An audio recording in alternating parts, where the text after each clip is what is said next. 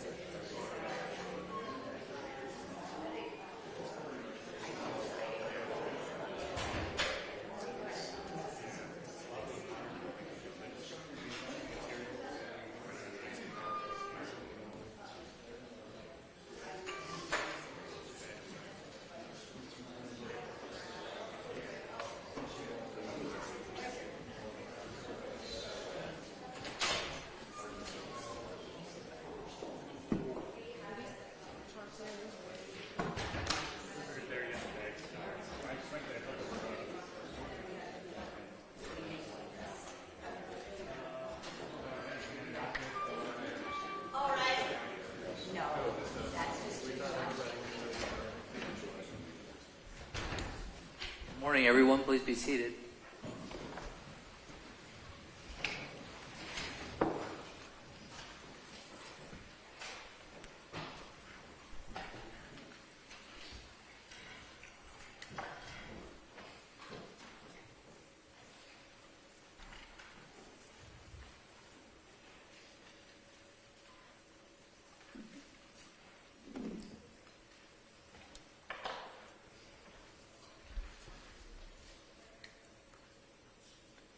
We are on the record in the Iowa District Court for Jefferson County.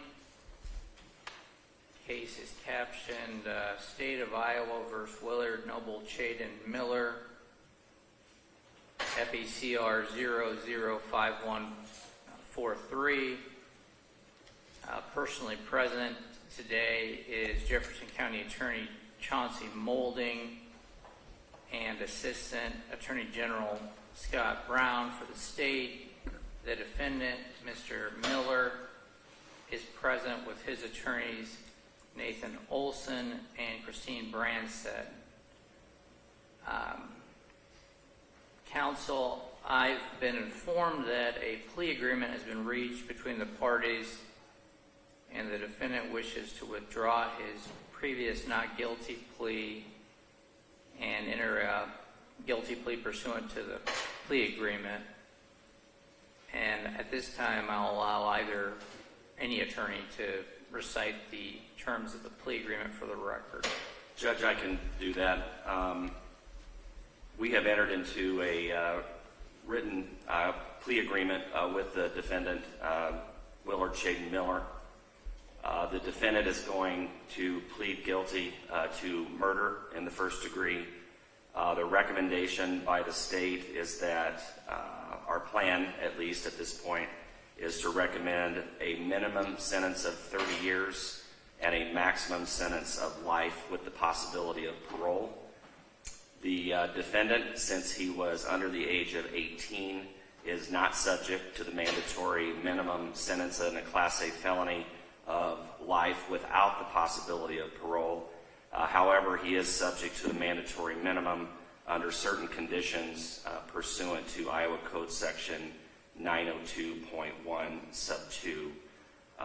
This will be a guilty plea. This is not what we normally would term an offered plea. He will make a factual basis to the elements that are set forth in the plea agreement. Unless the court wants me to recite what those elements are, I know you're going to do that later. But there is an accomplice liability theory of aiding and abetting, which is incorporated into those minutes of testimony. It's the same accomplice liability theory that would be incorporated into the elements and marshalling instruction that we would have given to a jury in Pottawatomie County. That is the basics of the plea agreement. There are other conditions that are listed in that written document. We have a signed version of that by all parties, and our intention is to upload that into EDMS at some point following this hearing. And either Mr. Olson or Ms. Branstead further comment at this time? Your Honor, that is a correct recitation of the plea agreement. And Mr. Miller, you've just heard the state's attorney and your attorneys talk about the plea agreement. Is that your understanding of the plea agreement? Yes, Your Honor.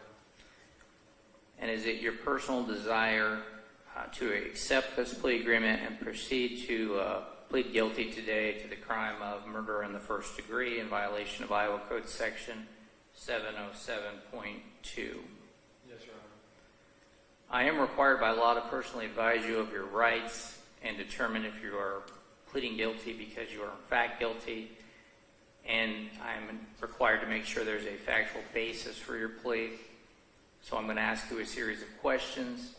If at any time you don't understand any of my questions, interrupt me and I'll go over it with you again.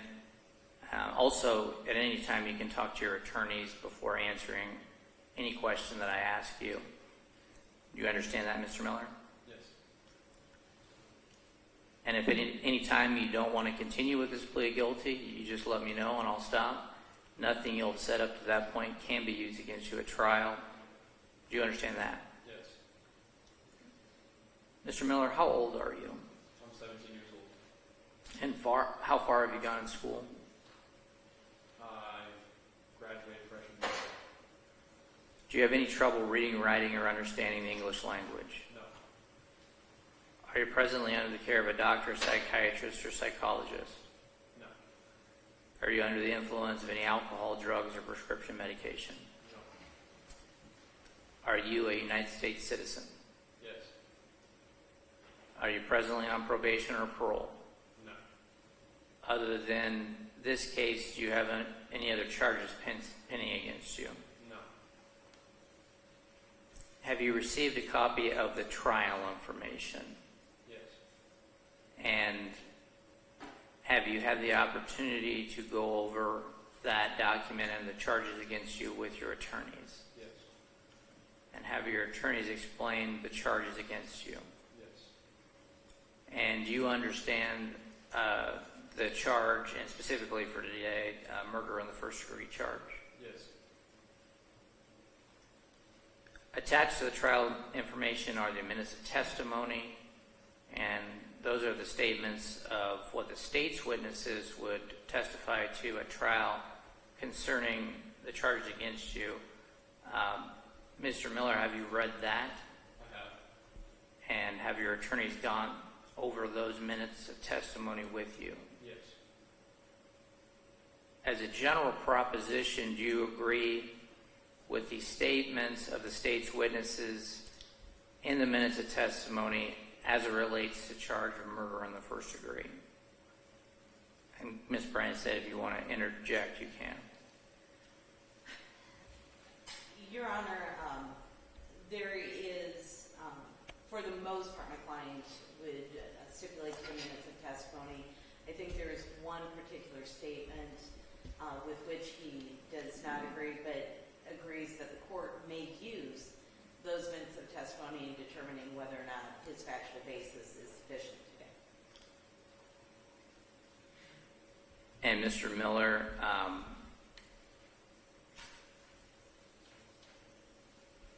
do you agree that I can use the minutes of testimony in this case in determining a factual basis for your plea today? Yes. And is the state agreeable to that? We are, Your Honor. There are certain essential elements of the crime of murder in the first degree that you're pleading guilty to that the state would have to prove beyond a reasonable doubt to a jury or a judge if you decided to not have a jury trial. I'm going to ask either Mr. Brown or Mr. Molding to recite the essential elements for the record.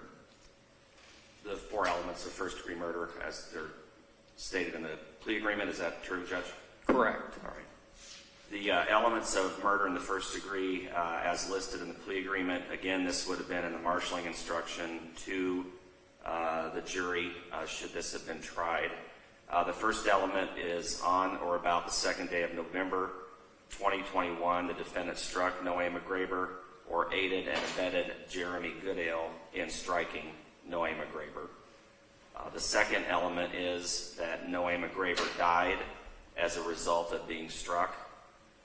Element number 3 is the defendant acted with malice aforethought or aided and abetted Jeremy Goodale, who acted with malice aforethought. And the fourth element is the defendant acted with premeditation, willfulness, deliberation, and a specific intent to kill Nohema Graber or aided and abetted Jeremy Goodale, who acted with premeditation, willfulness, deliberation, and a specific intent to kill Nohema Graber.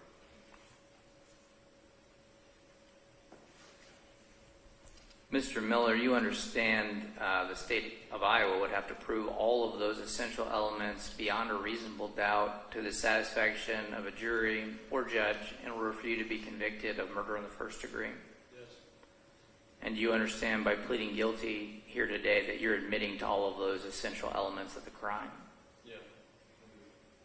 And keeping in mind that the court will not permit anyone to plead guilty who claims to be innocent.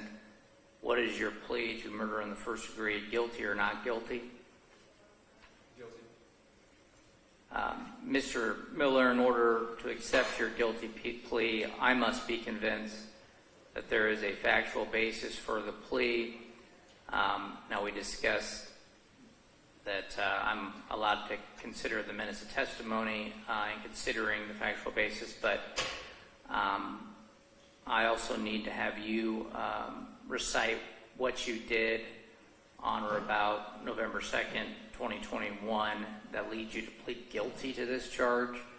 And I'm going to have your attorneys assist you in this factual plea or factual basis at this time. Ms. Branstad, would you like to ask your client some questions regarding?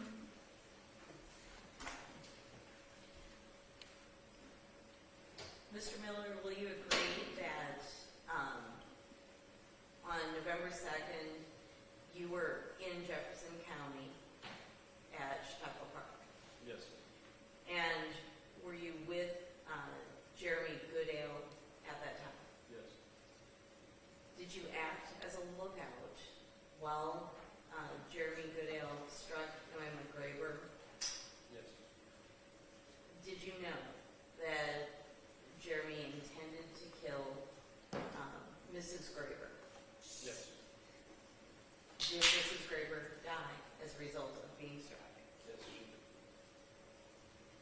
And was it your intention, at least at that time, to help Jeremy Goodale kill Mrs. Graber?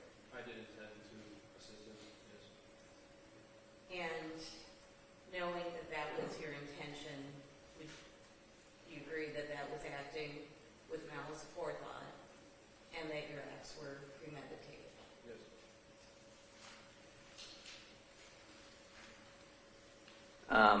Does the state have anything further? Judge, just to make sure we round out the facts in this case, and these would all be in the minutes.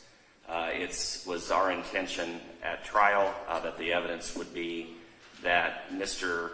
Miller planned the murder of Nohema Graber, that this plan was in place with Jeremy Goodale. They both acted both as principals as well as aiders and abettors in the planning of the death of Nohema Graber. It's also our the facts that are in the minutes that Mr. Miller, Willard Miller, struck Nohema Graber with the bat. We also have evidence that Jeremy Goodale did that as well, that they both acted together in doing that and bringing about her death. So those facts are there in the minutes. There's also additional facts that detail the planning, the cover-up, the destruction of evidence. Those things are in the minutes as well, which also support his plea that he acted with malice aforethought and acted with premeditation and specific intent to kill. Ms. Branstad, or Mr. Olson, do you want to make any further record on the issue of the factual basis? Your Honor, I believe that my client has provided sufficient factual basis. I would note that my client denies that striking Mrs. Graber, but other than that, I think he's in agreement with the majority of the minutes of testimony, which are additional indicia of premeditation, but I believe his factual basis is sufficient at least for today's proceedings. And counsel, everybody agrees that based on the minutes testimony and Mr.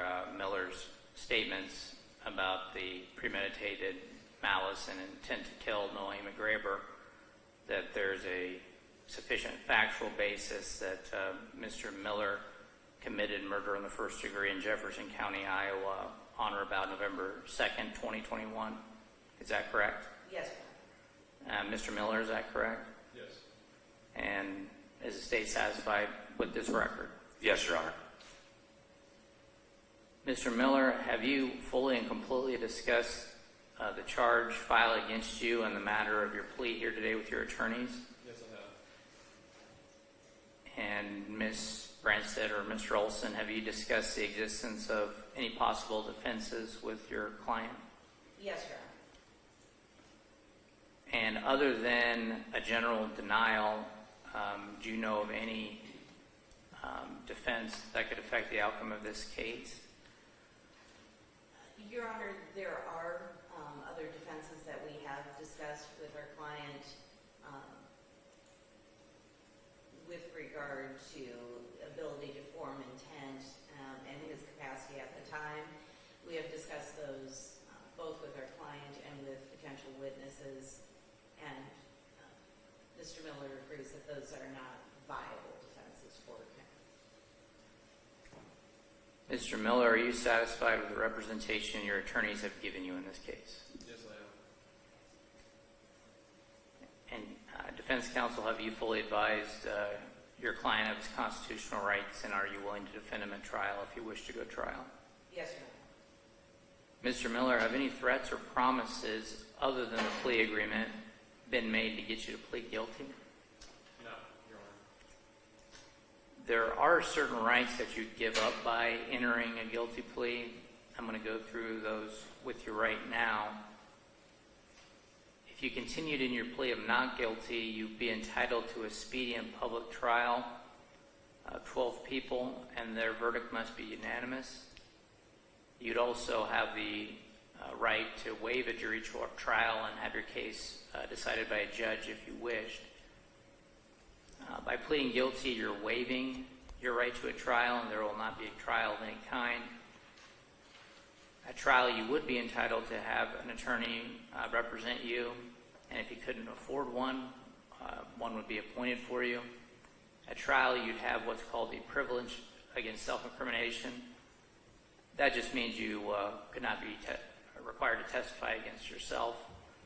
At trial, you also have the right of confrontation, and that is that the names of the state's witnesses on the minutes of testimony would have to come into court, take an oath on the witness stand, testify in front of you, be subject to cross-examination by your attorney.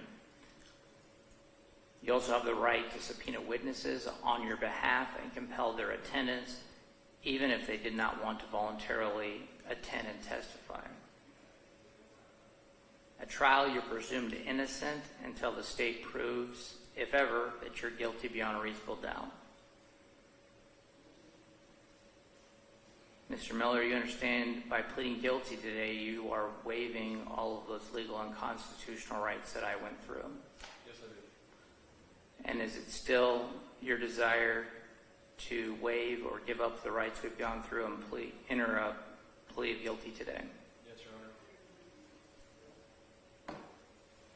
There are also maximum and minimum penalties associated with the crime of murder in the first degree. It's a Class A felony. There is a maximum sentence of life in prison. There is what I think the sentencing hearing will consist mainly of is there's a range of potential minimums that the court can set. There's not a automatic life sentence without the possibility of parole because you were a juvenile when this act occurred. So regarding mandatory minimums, there's not that automatic mandatory minimum. But you could face some sort of sentence of incarceration before you would see the parole board. There is a requirement that you submit to a DNA sample.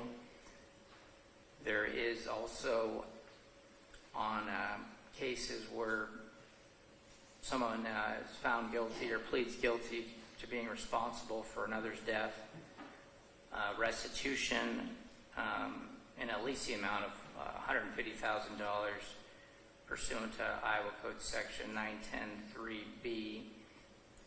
In this case, you would be jointly and severally liable for restitution and potentially other costs.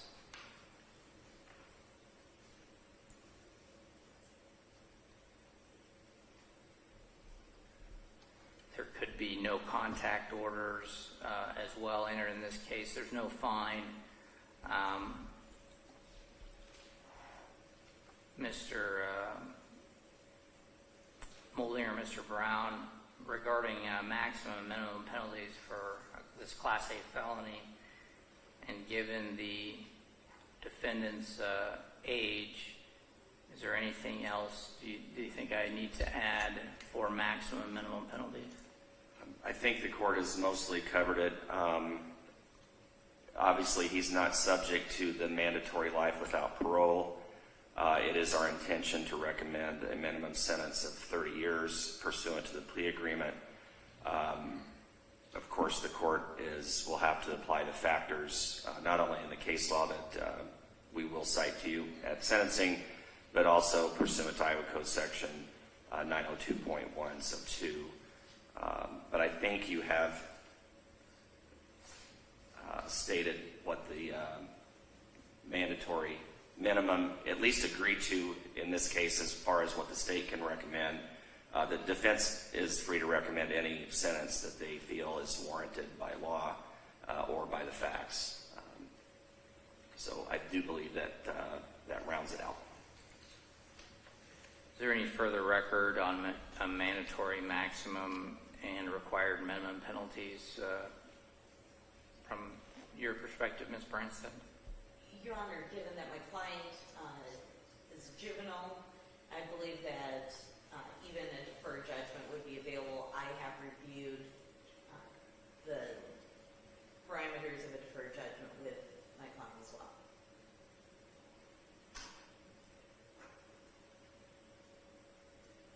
And Mr. Miller, have you reviewed the document that you and the state's attorney have come up with for a plea agreement? Yes, I have, Your Honor. And actually that probably goes over the mandatory and minimum sentences. I tried to summarize it here for you. Do you have any questions or misunderstandings of what could possibly happen regarding sentencing at your sentencing hearing? No, Your Honor. You do understand the possible maximum and minimum penalties that I've just described to you? Yes, I do. Okay.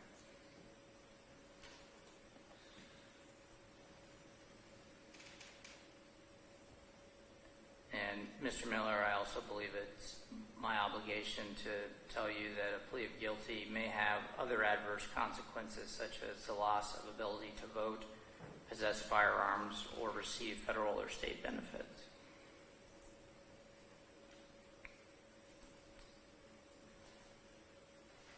And keeping in mind everything we've just discussed, Mr. Miller, and all the rights you are waiving, do you still wish to plead guilty to the charge of murder in the first degree in violation of Iowa Code Section 707.2? Yes, I do.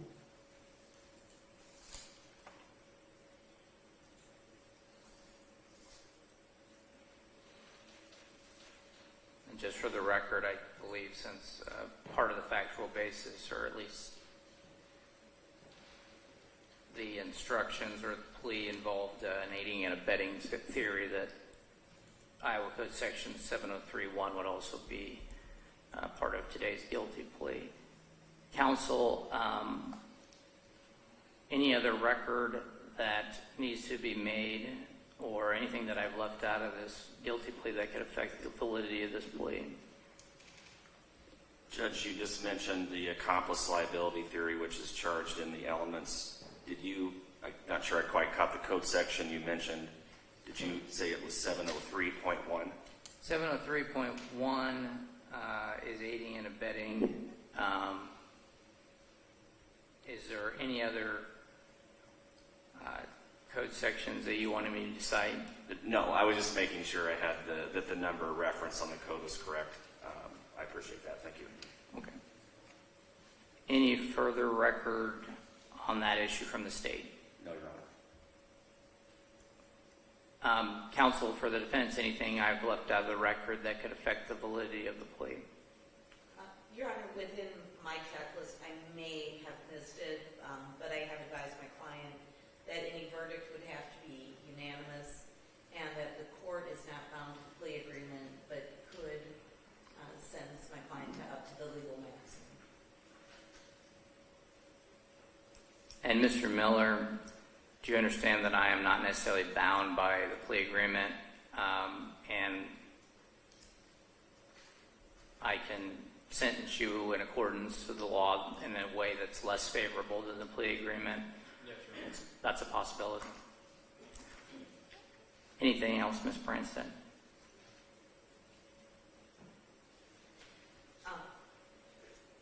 Your Honor, you may intend to address this at the end, but the plea does involve giving up certain appeal rights.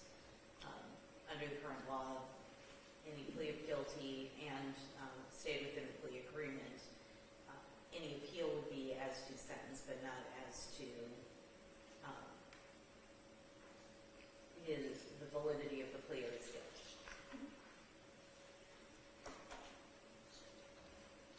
And I will touch on that a little bit later. It's, I've got it down on the list a little bit further. So, counsel, is there any reason why the guilty plea of the defendant should not be accepted? No, Your Honor. No, Your Honor. No, Your Honor. It is a finding of the court on the record made that the defendant is acting voluntarily. He understands his rights and the consequences of his plea, and there is a factual basis for the plea as made. The court therefore accepts the defendant's plea of guilty to the charge of murder in the first degree in violation of Iowa Code sections 707.2 and 703.1.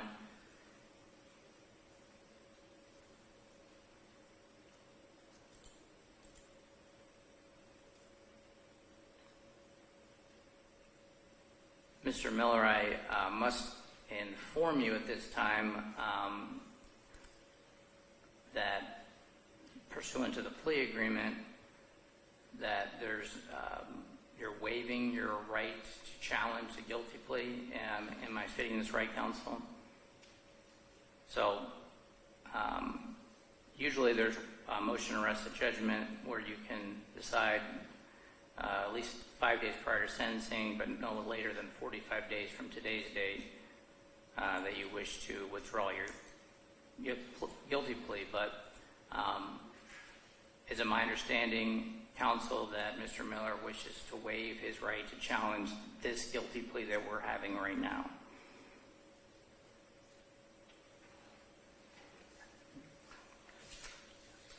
Your Honor, may I have 1 moment? Yes.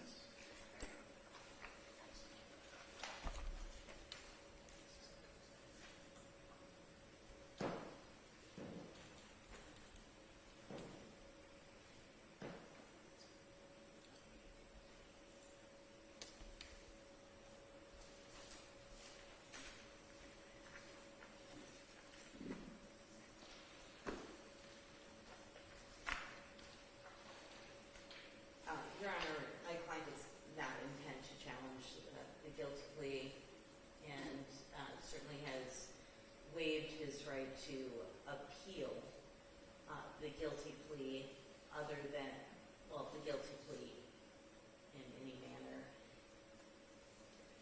May I speak to counsel for a moment?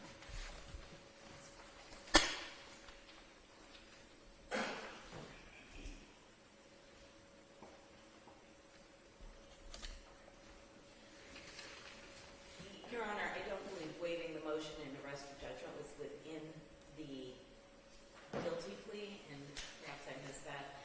I certainly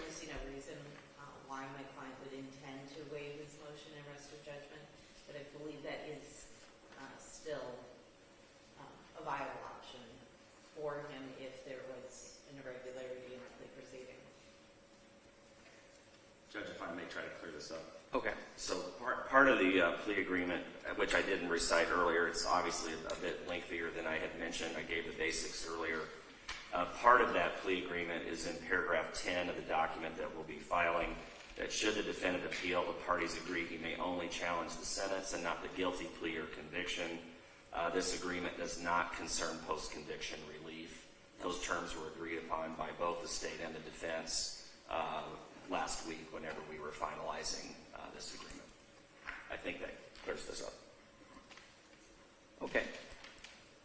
And Mr. Miller, I didn't mean to make this more complicated than it might already be, but I am required, because if you're not waiving your right to file a motion to arrest the judgment, I need to inform you of your right to file a motion to arrest the judgment.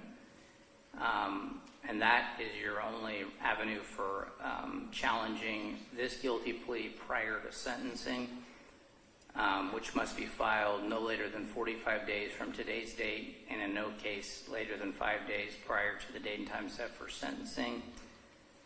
A failure to raise challenges in a motion to arrest the judgment precludes or waives your right to raise those challenges on appeal.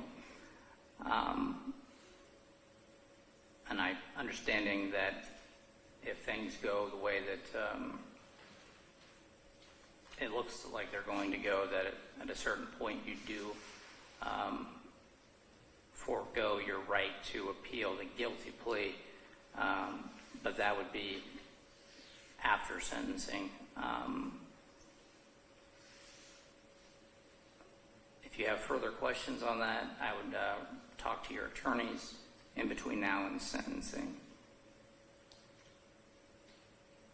And we will, counsel, go into chambers to try to look at our calendars to set a sentencing hearing. There's not a for pre-sentence investigations on an A felony are not required, or is that, was there any discussion of that? Say that again, Judge, I'm sorry. For an A felony, PSIs are not required, or I didn't know. Well, under these circumstances, it may be because there is some discretion with regard to the minimum sentence. So I think a PSI under these circumstances would be warranted. We have not discussed that, but the only time when it's not is when the sentence is a mandatory life sentence without the possibility of parole, which we do not have here. And it is my inclination to order a PSI, even though it's a murder in the first degree. Normally, that doesn't happen. So, is there any objection by the defense for me ordering a PSI? No, Your Honor. In fact, my client has started the biography and is prepared for the PSI interview. Okay. So the court also orders a pre-sentence investigation be prepared by the 8th Judicial District Department of Corrections, and that report be filed no later than 3 days prior to the date and time set for sentencing, to be made available to counsel, the defendant, and the court.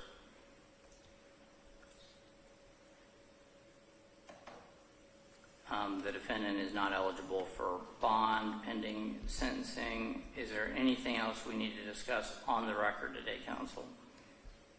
No, Your Honor. No, Your Honor. Okay. That concludes the record. Thank you.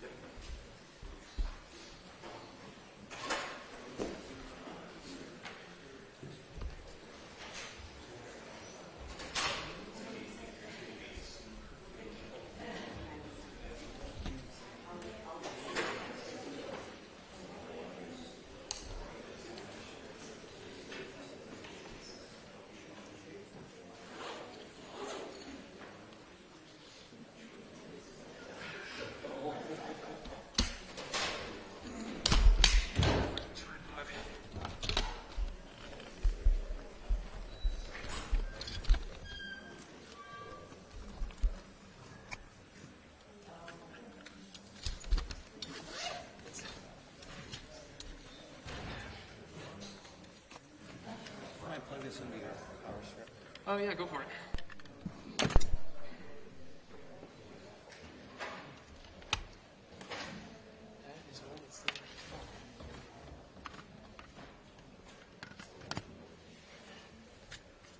Push this through that way.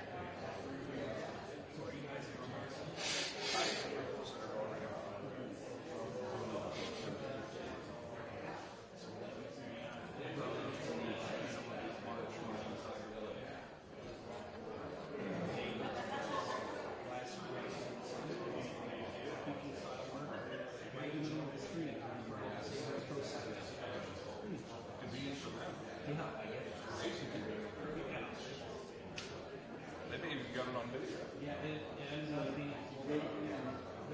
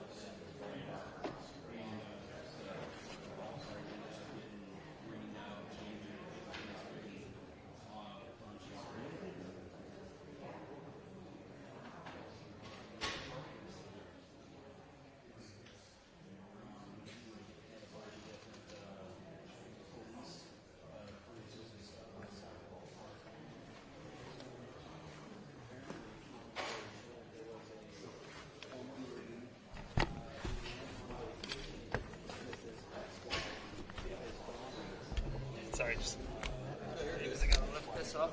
Let me know if you need me to move anything. Oh, no. You are. Yeah, just unplug that in the car. In a perfect world, my computer would have got it out of it. It's like a bag full of guns. In a perfect world, this is supposed to be the napkin. Yeah. And then he goes back and you take with what you get. And I can't complain. The angles aren't cut back. The one right now? Oh, yeah. Well, they are. Because there's some that we have in house that are smaller than this. Pretty much the entire place that has angles like this, especially when you've got a wax that big.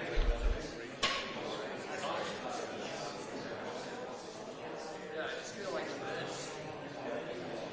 I've got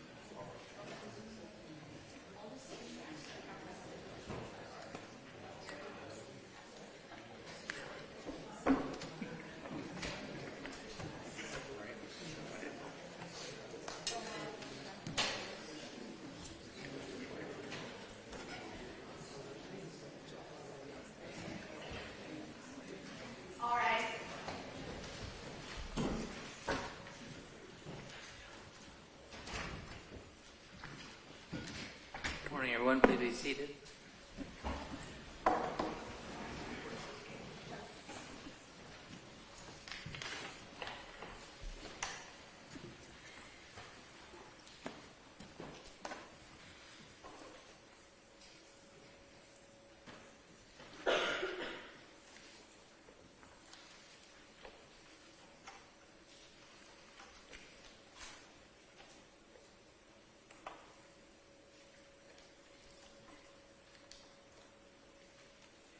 We are on the record in the Iowa District Court for Jefferson County. Case number FECR 005144, State of Iowa versus Jeremy Everett Goodale.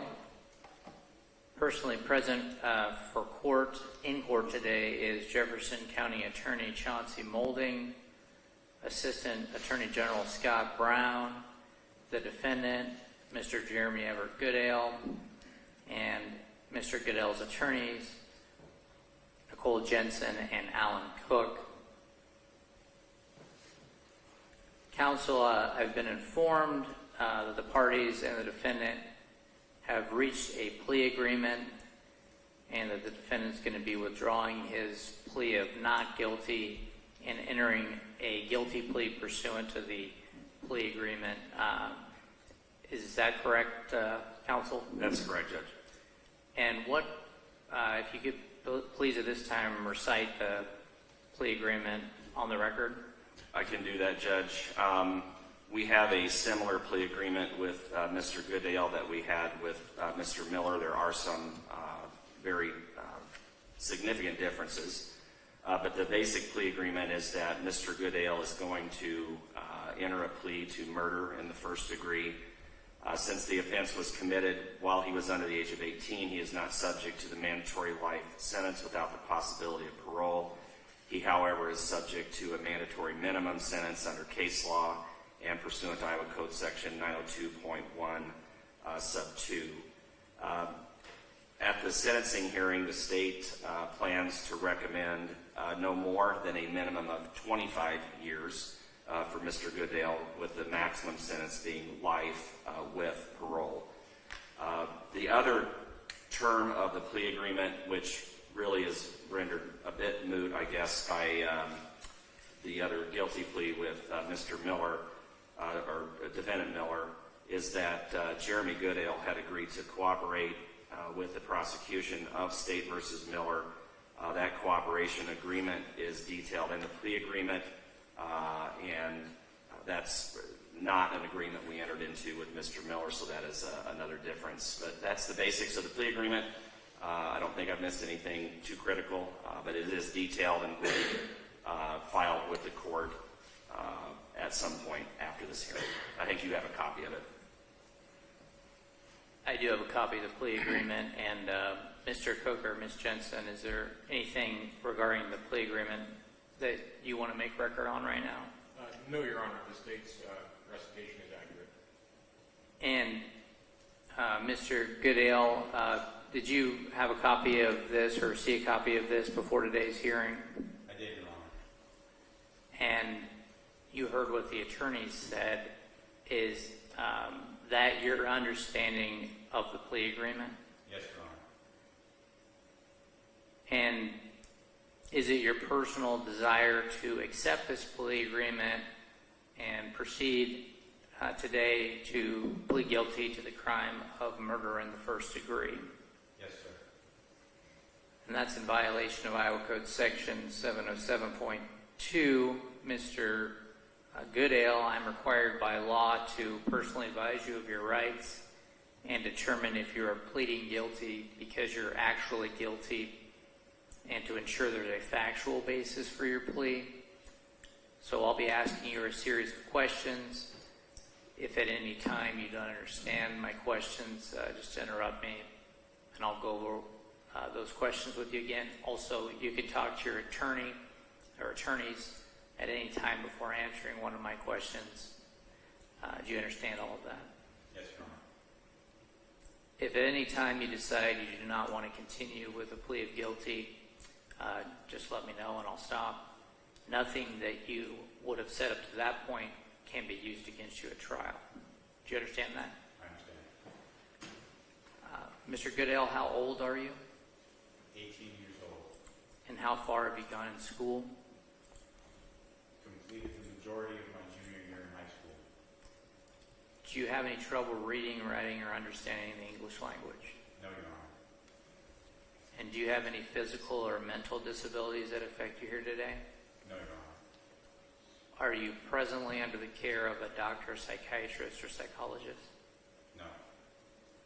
Are you under the influence of any alcohol, drugs, or prescription medication? No, sir. Have you been advised, or do you understand regarding your U.S. citizenship, are you a United States citizen? I am, Your Honor. Okay. Are you presently on probation or parole? No, sir. Other than this case, do you have any other charges pending against you? No, sir. Have you received a copy of the trial information filed in this case? I have, Your Honor. Have you gone over what you're charged with your attorneys? Yes. And have your attorneys explained what you're charged with? Yes, Your Honor. Do you understand what you're charged with? I do. The minutes of testimony which are attached to the trial information are statements and lists of witnesses for the state, what they would purportedly testify to at trial. Have you been able to review that? I have. And as a general proposition, do you agree with the statements of the state's witnesses in those minutes of testimony as it relates to the charge of murder in the first degree? I do, Your Honor. There are certain essential elements of the crime of murder in the first degree, which you're pleading guilty to today, that the state would have to prove beyond a reasonable doubt to the satisfaction of a jury, or if you decided you wanted to waive a jury trial and try your case in front of a judge. I will now have the state recite for the record those essential elements of murder in the first degree. Judge, the elements of murder in the first degree are set forth in the plea agreement in paragraph 2, and they are as follows.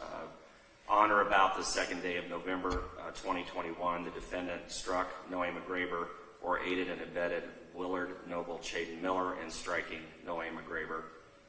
Number 2, Nohema Graber died as a result of being struck. Number 3, the defendant acted with malice aforethought or aided and abetted Willard Noble Chaden Miller, who acted with malice aforethought. And 4, the defendant acted with premeditation, willfulness, deliberation, and a specific intent to kill Nohema Graber, or aided and abetted Willard Noble Chaden Miller, who acted with premeditation, willfulness, deliberation, and a specific intent to kill Nohema Graber.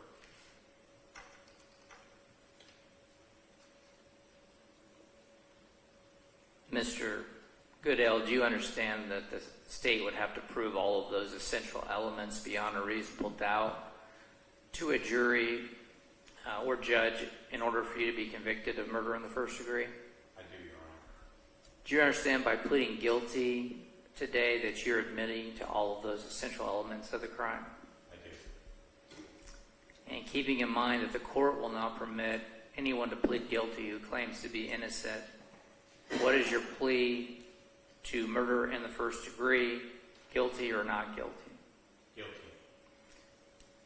Mr. Goodale, in order for the court, for me to accept your guilty plea, I must be convinced there's a factual basis. And I'm going to have your attorneys assist you with this next part of the guilty plea. And they're going to ask you about what you did on or about November 2nd of 2021 that leads you to plead guilty to murder in the first degree. Counsel, whenever you're ready. Thank you, Your Honor. Now, Jeremy, like we discussed, I'm just going to have you tell the court what had happened back on November the 2nd of 2021, and if there are questions that I need to follow up in order to fulfill those elements, I'm going to do that. So I'll begin with, what was it that you did on November the 2nd, 2021 that caused you to be here today? On November 2nd of 2021, I met Willard Miller at Chautauqua Park. I understood that he had the intent to kill Mrs. Graber.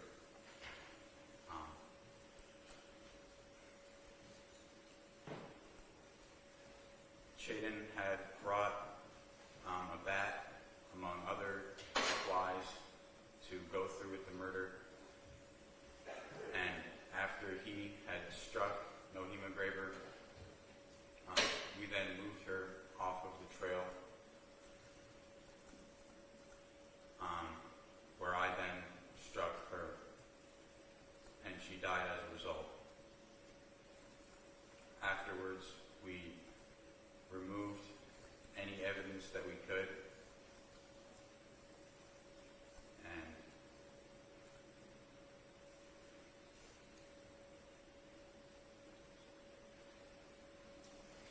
that was my recollection of the events on November 2nd.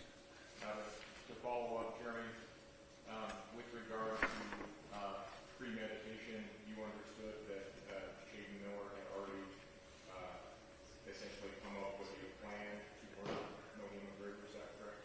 That's correct. And you understood that Shaden Miller had brought items to assist in the murder of Nohema Graber. He had brought those items to the park with him that day? Correct. I didn't bring anything with me. And he had previously asked you if you would assist him if you were to kill Nohema Graber, and you agreed, correct? Correct.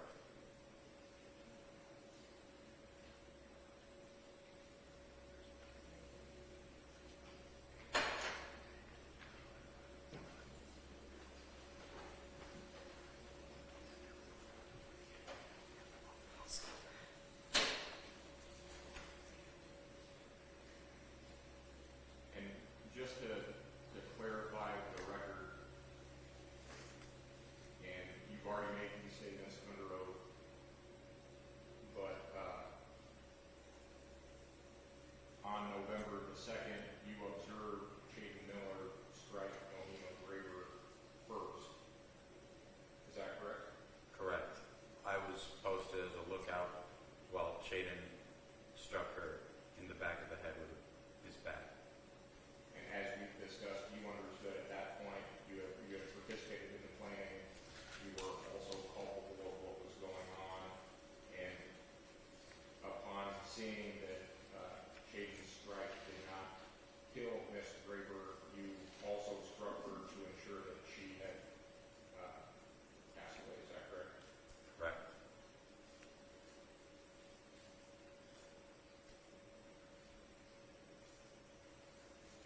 I believe that's an accurate fact, Mr. Chairman. Anything further from the state? Judge, we believe that the factual basis that's been recited is adequate for the elements as charged involving Jeremy Goodale. We would ask that the court incorporate the minutes of testimony, if you have not already said that. There is a detailed statement that is attached to those minutes. Mr. Cook referenced that in his factual basis with his client that details out Jeremy Goodale's participation in the murder of Nohema Graber. It would include, as it does in his statement, the planning that went into this particular crime that had occurred for approximately 2 weeks prior to Nohema Graber's death.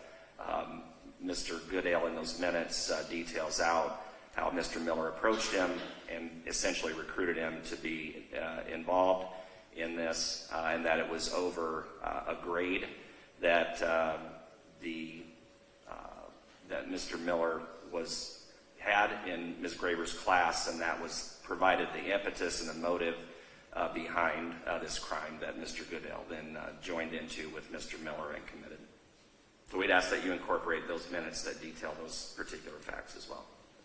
No objection, Your Honor. Okay. So just for the record, the court pursuant to a stipulation of counsel, is going to consider the minutes of testimony in considering the factual basis for this matter. And is it also stipulated that all these events occurred in Jefferson County, Iowa? We so stipulate, Your Honor. Is that correct, Mr. Goodale? Yes, Your Honor. Anything else for the factual basis from the state? No, Your Honor. Mr. Goodale, have you fully and completely discussed the charge filed against you and your plea with your attorneys? I have, Your Honor. And have you discussed the existence of any possible defenses with your attorneys? Yes. And Mr. Cook, other than a general denial, do you know of any defenses that could affect the outcome of this case? I do not, Your Honor. Mr. Goodale, are you satisfied with the representation your attorneys have given you in this case? I am, Your Honor. And Mr. Cook, have you fully advised Mr. Goodale of his constitutional rights, and are you willing to defend him at trial if he wished to go to trial? Thank you, Your Honor. I have so advised my client of all his rights, and if he chose to go to trial, I would defend him. Mr. Goodale, have any threats or promises other than the plea agreement been made to get you to plead guilty? No, sir.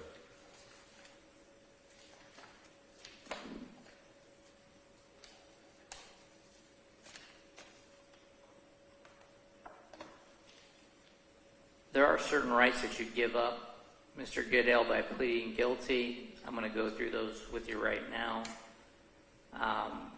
If you continue in a plea of not guilty, you're entitled to a speedy and public trial by jury of 12 people, and their verdict must be unanimous. You could also have your case tried to a judge without a jury if you wish. When you plead guilty, there's not a trial of any kind, and by pleading guilty, you're waiving or giving up your right to a trial.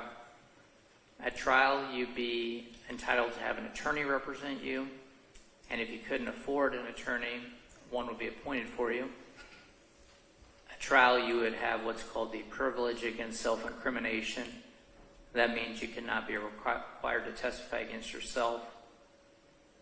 You'd also have the right at confrontation at trial, which is the witnesses whose names are on the minutes of testimony would have to come into the courtroom, take the witness stand under oath, and testify in front of you, be subject to cross-examination by your attorneys. You also have the right to subpoena witnesses on your behalf and compel their attendance at trial, even if they did not want to voluntarily attend and testify. At trial, you're presumed innocent until the state proves, if ever, that you're guilty beyond a reasonable doubt. And Mr. Goodale, do you understand by pleading guilty, you're giving up all those legal and constitutional rights I just went through with you? I do, Your Honor. And is it your desire to waive those rights and plead guilty here today? It is. There are certain maximum and minimum penalties associated with the crime of murder in the first degree. Now, this crime usually carries with it life in prison without the possibility of parole, but because you are under the age of 18 when the offense occurred, there is a possibility of parole. So the maximum term that usually applies to the Class A felony of murder in the first degree, you have a lesser maximum than an adult who committed this offense under the age of 18. So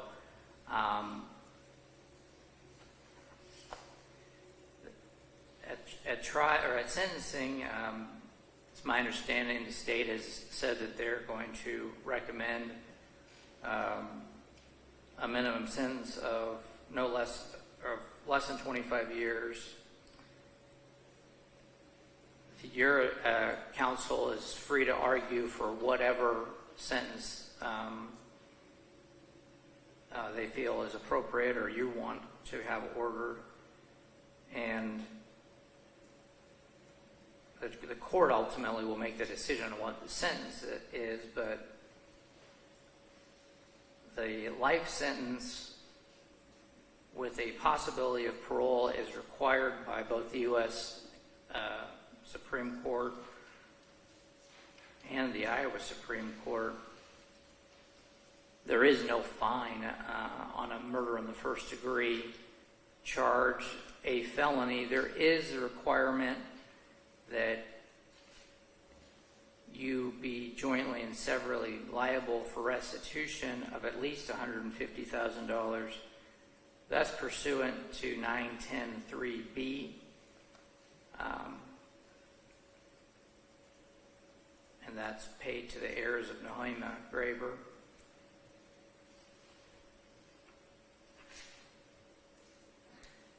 There's a possibility that you would have to pay other restitution, court costs, court-appointed attorney's fees, be subject to no contact orders.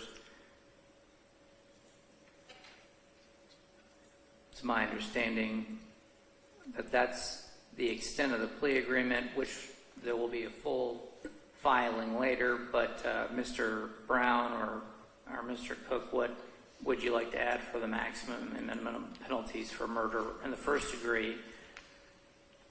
Judge, I think the maximum and minimums are set out in the code section that I cited earlier. I think you've touched on those. I'm not sure that there's anything else to add to that. The 902.1 you're referring to? 902.1, I think it's paragraph 2. It's a fairly lengthy code section that details what is available in a Class A felony to a person who is under the age of 18 who is convicted.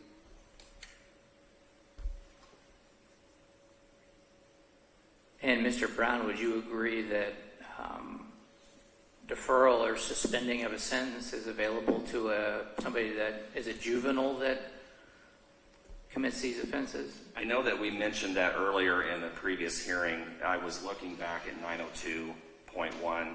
I'm not sure that is listed or contemplated, but whatever is in the code section is what is available to him.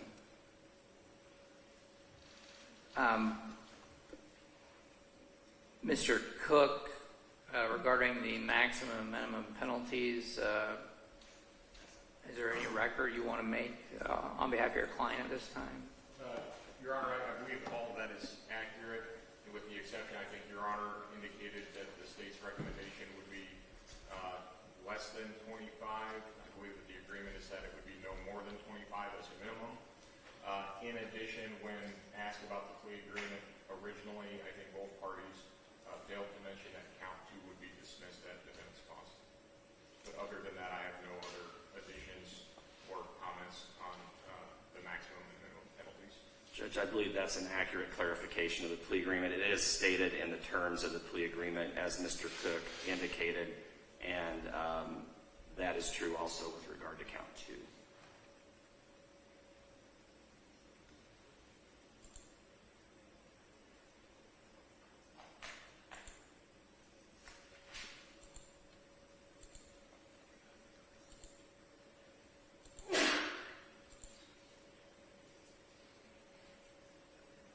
And I guess, Mr. Cook and Ms. Jensen, have you gone over Iowa Code Section 902.1.2 with your client? We have not, Your Honor.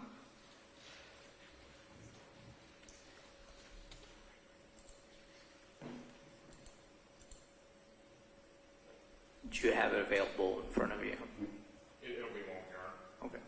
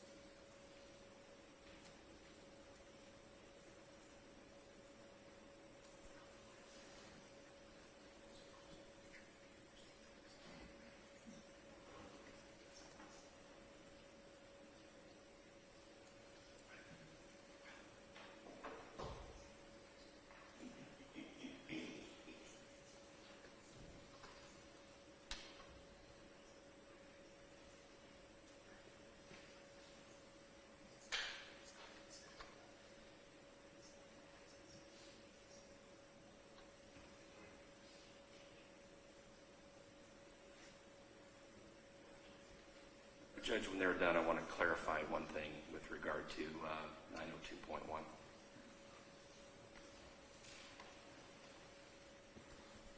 Ready, Your Honor. So, Mr. Goodale, have you had the opportunity to review that code section 902.12 with your attorney? I have, Your Honor. And before I ask you the next question, I'll have the state make whatever record they wanted to make on the.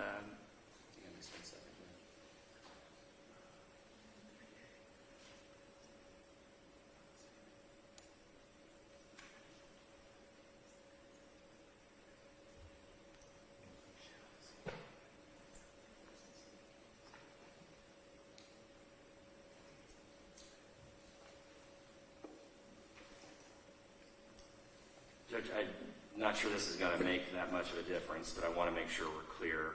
The way that I read 902.1 with regard to a sentence of probation, it does not say the court cannot do that. It indicates in the code that you have one of three options, which is commitment to the custody of the Department of Corrections. It does not indicate, I believe, that the sentence can't be suspended. We certainly don't contemplate that in this case, but as far as clarifying the record, I think this is what we had mentioned in the previous hearing. It is at least silent with regard to that. So whatever the court thinks its options are under 902.1 are what they are. So that's all.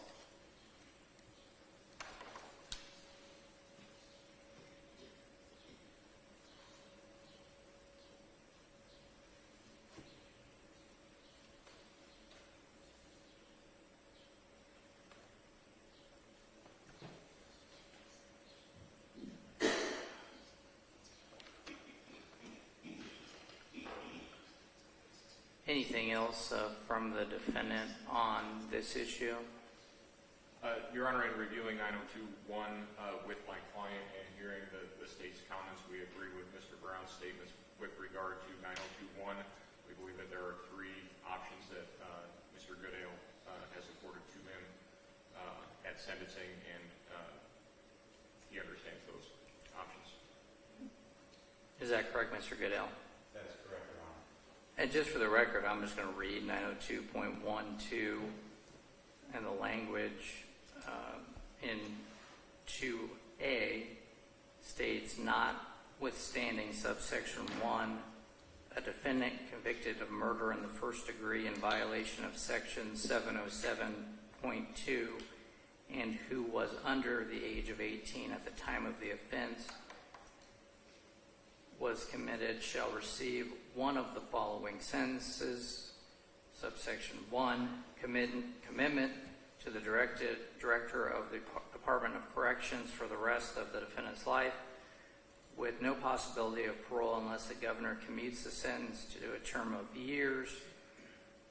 2, commitment to the custody of the director of the Department of Corrections for the rest of the defendant's life with the possibility of parole after serving a minimum term of confinement as determined by the court. 3, commitment to the custody of the director of the Department of Corrections for the rest of the defendant's life with the possibility of parole.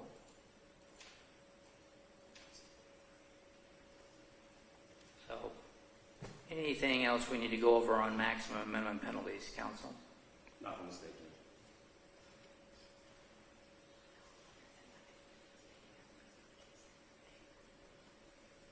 No, Your Honor. Mr. Goodale, any questions or anything else regarding the mandatory maximum and minimum penalties for this charge? No, sir. Mr. Goodale, I'm also required to tell you that a plea of guilty may have adverse consequences such as the loss of the ability to vote, to possess firearms, or to receive federal or state benefits.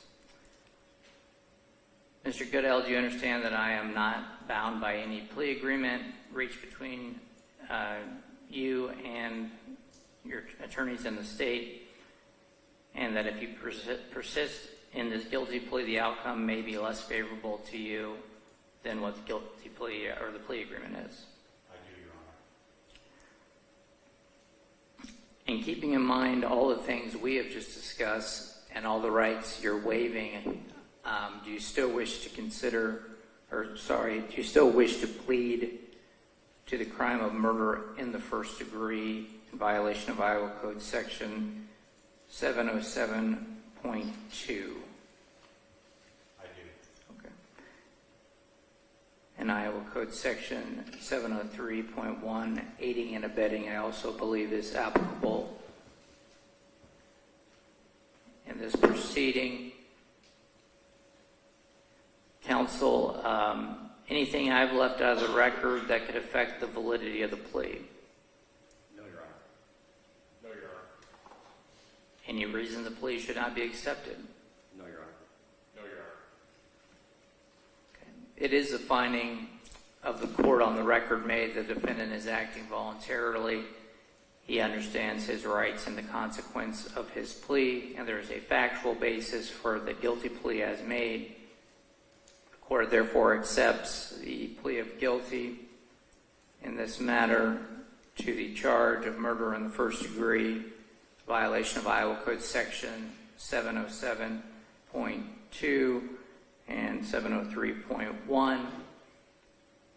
Court hereby orders that a pre-sentence investigation be prepared by the 8th Judicial District Department of Corrections, and that report be filed no later than 3 days before the date of sentencing and made available to counsel and the court. Counsel and the court will go off the record to look at dates for sentencing. Mr. Goodale, in between now and sentencing, I must inform you that any challenge to your plea of guilty based on any alleged defects in this plea proceeding must be raised by a motion and arrest of judgment. That motion must be filed no later than 45 days from today's date, and in no case later than 5 days prior to the date and time set for sentencing. A failure to raise motion and arrest of judgment challenges precludes you from raising those challenges prior to sentencing. It's my understanding that there is an agreement that you will not challenge your guilty plea post-sentencing pursuant to the plea agreement. Conditions of release, I will just state, Mr. Goodale, that you will not be eligible for bond pending sentencing. Is there anything else regarding record? Not from the state judge, thank you. No, Your Honor. Mr. Goodale. That concludes the record.